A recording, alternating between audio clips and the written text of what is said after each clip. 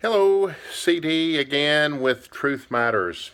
One of our great theological minds of our time, or of any time, Schubert Ogden, formerly of SMU, Southern Methodist University, said that pertaining to truth, there are generally two questions that are often confused with one another, but yet they're distinct.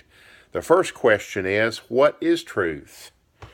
What is the theory of truth? The second question is, how does one determine what truth is? How is truth determined?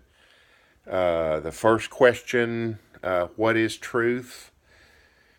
There are too many theories to even begin to enumerate here, and let alone to surmise one theory of truth within the 5 minutes that is allotted me. I try not to go longer than that.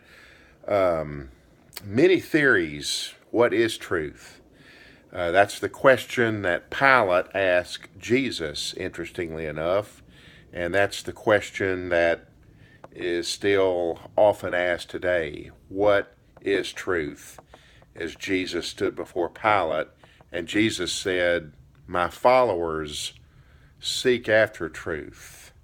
My followers are them that love the truth." And Jesus said his Spirit is the Spirit of truth, and it would lead us into all truth. How does one determine truth?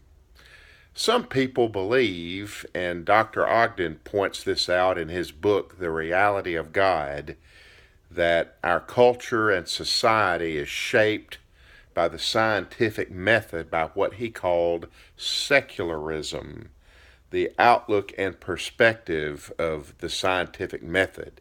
He said this many years ago, and therewith society, our culture, decided irrevocably for secularism. Is that really all there is to truth? Do we only know what truth is from the scientific method, the method by which we ascertain facts?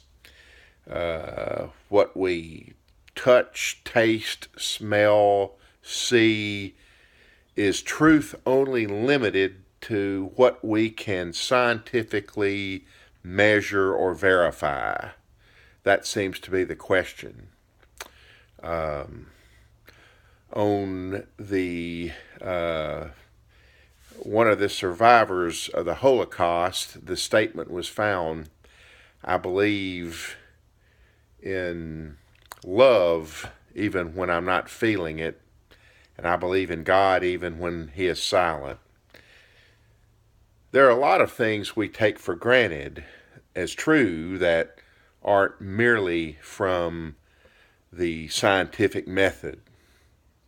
In John chapter 9 and verse 25, this blind man, formerly blind man, simply tells the religious leaders of the day out to crucify Christ. He simply tells them, "One thing I do know, I know that I once was blind, but now I see." All that business has, any kind of product or service, is a testimonial. This is what said product or service did for me. I cannot disbelieve in Christianity, my faith, because of so many other people who have that basic testimony. I once was blind, but now I see. There was before Christ, and there was after Christ. The many people that I know who have these testimonies make disbelief an absolute impossibility for me. What about you? What do you believe in?